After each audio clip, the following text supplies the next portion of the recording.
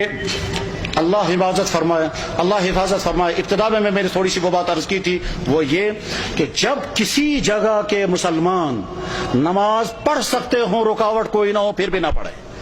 جب کسی جگہ کے مسلمان روزہ رکھ سکتے ہوں اور سستی کی وجہ سے روزے نہ رکھیں.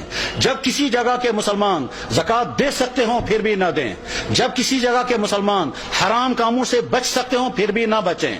جب کسی جگہ کے مسلمان قرآن پڑھ سکتے ہوں، پھر بھی قرآن کے ساتھ ان کا تعلق قائم نہ ہو.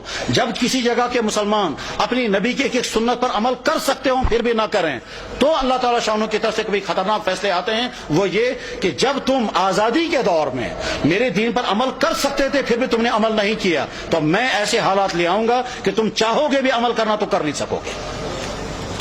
اس کی مثال نمبر 1 اندلس کی میں نے پیش کر دی تھی کہ اندلس میں 800 سال تک مسلمانوں کی حکومت رہی، اور بعد میں جب خرابیاں شروع ہو گئی تو وہ حالات آ گئے کہ اگر وہ قرآن پڑھنا چاہے تو نہیں پڑھ سکتے تھے، اپنی عورتوں کی عصمتیں بچانا چاہیں تو نہیں بچا سکتے تھے، بلکہ کیا ان کی تو جان بھی باقی نہیں رہی، اور وہاں کے مسلمان یا تو مارے گئے یا عیسائی بن گئے یا وہاں سے فرار ہو گئے. اور اس طرح سے 800 سال کا مسلم ملک جو اذانوں سے آباد تھا، وہ 800 سال کا مسلم ملک کفرستان بن گیا.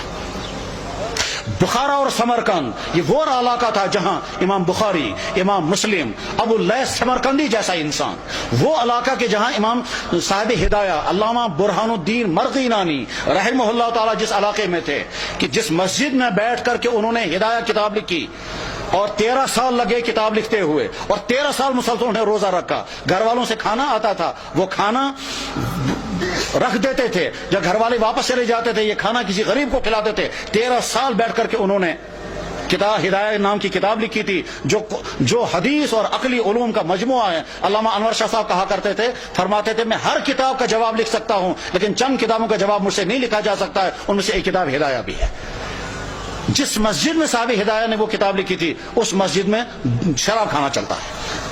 غرض یہ کہ جب بخارا اور سمرقند جیسے علاقے میں وہ حالات آ گئے کہ وہاں قرآن رکھ نہیں سکتے، کلمہ پڑھ نہیں سکتے، مسجدوں میں تالے لگ گئے، تو اللہ تعالیٰ شانوں کو طاقت ہے، اگر غضبناک ہو جائیں تو ان علاقوں میں بھی یہی حال ہو سکتا ہے جن علاقوں میں مسلمانوں کو موقع ہے وہ اپنے دین پر چلیں.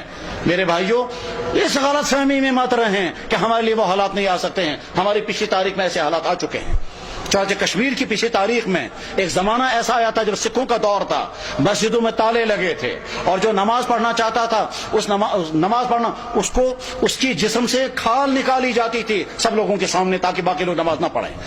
سری نگر کی جامع مسجد میں گھوڑے باندھے گئے تھے، تمام مسجدیں مسمار کر دی گئی تھی. اس وقت لوگ نماز پڑھنا نہیں پڑھ سکتے تھے، یہ اذانیں بین ہو گئی تھی. جب کسی جگہ کے مسلمان اپنے دین کی ناقدری کرنے لگتے ہیں تو ایسے حالات آ سکتے ہیں. اور اس کی مثال، اس بات کی مثال نہیں کہ مسلمانوں نے ناقدری کی، وہ تو ظلم ہے، لیکن مثال ہمارے سامنے ہے.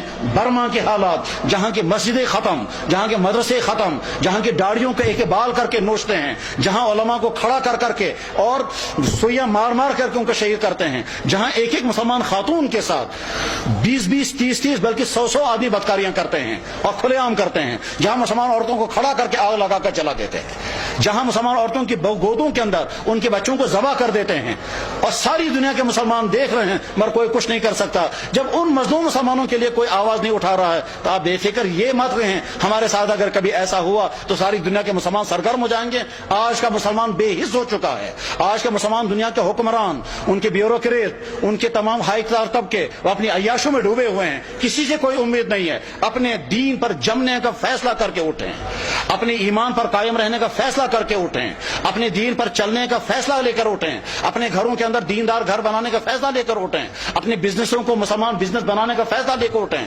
اپنے فنکشنوں کو دین کا فنکشن بنانے کا فیصلہ لے کر کے اٹھیں. جب مسلمان حرام سے بچ سکتا ہو اور پھر بھی نہ بچے اور شرابیں پیے تو حالات ایسے آ سکتے ہیں کہ زبردستی مسلمانوں کو شراب پلائی جائے گی. جب مسلمان داڑھی رکھ سکتا ہو اور نہ رکھے تو بعد میں ایسے حالات آ سکتے ہیں کہ رکھنا بھی چاہیں تو نہیں رکھ سکتے. ساری ترکی کے اندر مسلمان داڑھی رکھ نہیں سکتا، حالانکہ سارا مسلمان ملک ہے.